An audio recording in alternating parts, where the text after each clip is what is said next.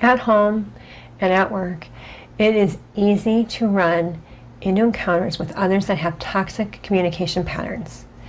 It's frustrating and it can make you stoop to a lower level. We don't want that, as this causes way more work for you and you have enough going on. Instead, let's energetically address 3 toxic communication patterns that you will come across and how to handle it like I would as a medium, because after all, everything is energy. Hi, I'm Lisa Gornall. As a spiritual medium and energy strategist, I find that communication is a big problem that affects most of my clients. Whether it's a lack of communication, ghosting, or falling into old patterns, this is a video to help you make a healthy change in the moment. Let's dive into 3 toxic communication patterns and address them from an energy standpoint like I do as a medium. The first one, not communicating a problem at all. Have you experienced that? I bet you have.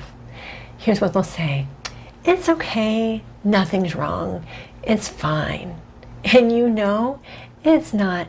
Something is clearly wrong. You can tell by their nonverbals and the way they're acting. People don't have time to try and figure out what is wrong, especially in the work environment. Most will move on unless this is really important and directly affecting them, or they have a pattern of people pleasing. As a medium, my advice in this scenario is to not take on this person's energy. Whether it's at home or at work, this is an attention-seeking pattern that only continues when you play along. This is not only unhealthy, but a very low energy vibration exchange where they're trying to pull you into their drama. They clearly don't want to fix whatever's wrong, so you guessing and trying to get involved is not a good use of your energy.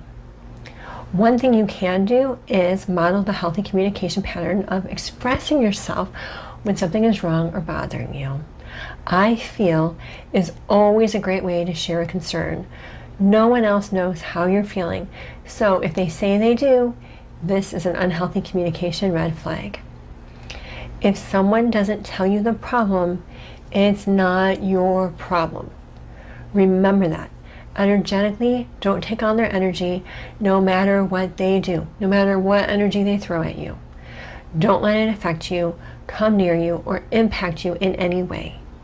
Stay calm, balanced, and focused on your tasks. You cannot address problems that the other person doesn't want to address. What you can do is address your energy. What should you be putting your energy into? What's a good return on your energy? And don't take it on. Don't let it into your energy. Don't let it into your body. It's not being communicated to you. Don't try to handle it in any way. Be free. And when the problem is addressed with you, you can decide how to address it and handle it then. Number 2, the second way, expected to know what's wrong without being told. Unfortunately, the majority of the population cannot read a mind. I can, but I'm a medium. Most people are not that psychic, and they're not mediums. People have their own stuff going on and running rampant in their own heads. The only way someone knows what you want from them is with clear communication, not toxic communication.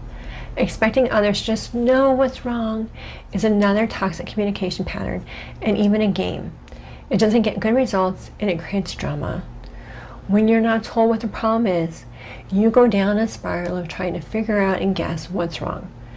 Chances are you're going to think the wrong thing and nothing is still moving forward in this communication. You don't know what you don't know. Remember this if you have someone doing this to you.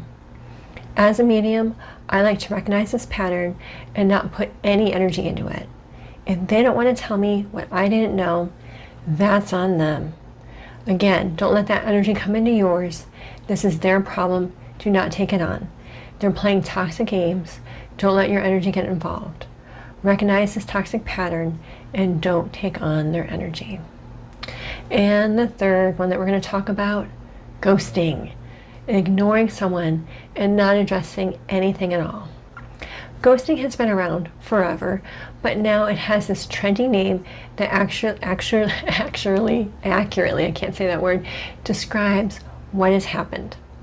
According to Oxford Language, Ghosting is the practice of ending a personal relationship with someone by suddenly and without explanation withdrawing from all communication. I just helped a very highly educated client with a friend of 20 years that ghosted her. She knows how to handle the conflict. She's even addressed it correctly in the unread, unopened text. Physically, there is nothing more you can do. Now here's the energy side of ghosting. When ghosting happens to you, the other person does not have the ability to healthily address and communicate problems with you. They often make everything your fault and they just vanish. They often don't share what the problem is, they're just gone. They may come back and apologize later, but the damage is done. From an energy perspective, the best thing you can do is to heal the relationship ending on your side. Ghosting is typically so hurtful that the relationship cannot be recovered or be the same. Remember, some relationships are for a reason, some are for a season, and some are for a lifetime. When ghosting happens, it is not a lifetime relationship. What I have done for myself and what I teach my clients to do energetically when they're ghosted is to free themselves from the situation energetically. I am free, you are free, we are both free. And you're going to put yourself in white light as you do that. So really quickly, let me just walk you through it. You're going to put yourself in white light, bring it through your body, down to your feet, into the earth, and you're going to say, I am free. And then you imagine them standing in front of you. And you're going to put them in white light. They may take it, they may not. But put them in white light from the top of their head, down to their feet, into the earth. You are free. And then you're going to gather any remaining negativity, frustration, or tension in between the two of you, and you're going to surrender it to God, universe, source. We are both free. And that's it. So I have a video on this that is even more in depth, and I'll give that a link at the end of this video for specific situations like this. The video is called How to Heal a Past Relationship Without Talking to Them, aka ghosting. Honestly, this is the most powerful thing you can do. You need to make peace with how the relationship was and move on. Also, learn from it and don't recreate it. Your goal is to have healthy communication and healthy relationships. This absolutely does not involve ghosting. The solution to toxic communication patterns is to create healthy communication patterns and not absorb anything energetically from the toxic communication patterns. Healthy patterns are ones that everyone feels better when they walk away. Your goal is to surround yourself with people that lift you up and that you lift up as well. If you like this video, let me know by liking it, and I invite you to subscribe and hit that notification bell so you know when I have a new video released. As promised, for next videos to watch, I recommend Clear Your Space with Sage, Guided Meditation by a Medium, and then Heal Past Relationships Without Talking to Them.